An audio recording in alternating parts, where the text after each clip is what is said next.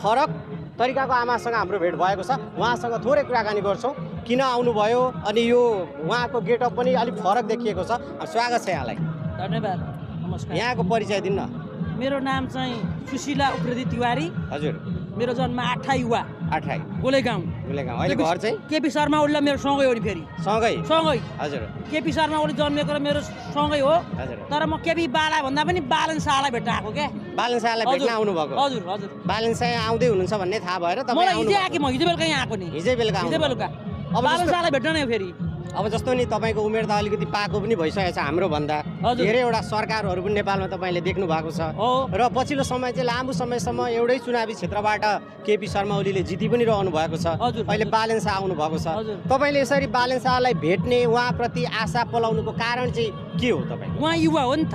युवा हो। हजुर। म यति 55 वर्षकोले यत्रो बाइक कुदाएर संसार हिँड्ने भने युवाले के गर्दैन होला? हजुर। यो प्रश्न तपाईँलाई छ।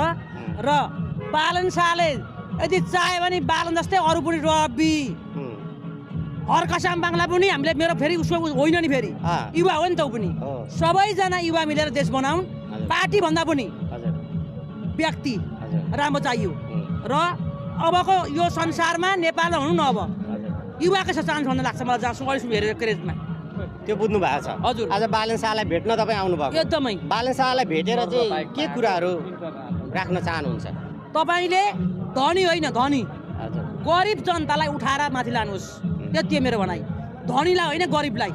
गरिब जनताको माग, गरिब जनताका भावना, गरिब जनताको चाहिँ मर्म बुझेर यो देशलाई परिवर्तन गर्नुहोस्, हाँक्नुहोस्, तपाईँको भविष्य छ भन्न चाहन्छु। त्यो भन्न चाहनुहुन्छ? हजुर। बालन शाह आउँदै पनि हुनुहुन्छ यो? हो एकदमै थाहा पाएको मलाई जानकारी। बालन शाह उम्मेदवारी मनोनयनको लागि जाँदै हुनुहुन्छ निर्वाचन अधिकृतको कार्यालयमा। तपाईँ पनि सँगसँगै जानुहुन्छ? सँगसँगै जान्छु म। सँगसँगै जानु? बालनसँग जान्छु। तपाईँको मत दिने क्षेत्र चाहिँ कुन हो? मेरो मत दिने क्षेत्र बुद्ध शान्ति गाउँपालिका हो। हजुर। क्षेत्र नम्बर मेरो 1 पर्छ। क्षेत्र नम्बर 1 र 2 मा मेरो यस्तो दोधारमा छु मेरो 1 र 2 मा सिमाना। हजुर सिमानामा हुन्छ तर तपाईँ क्षेत्र नम्बर 1 मा दिनुहुन्छ। हजुर।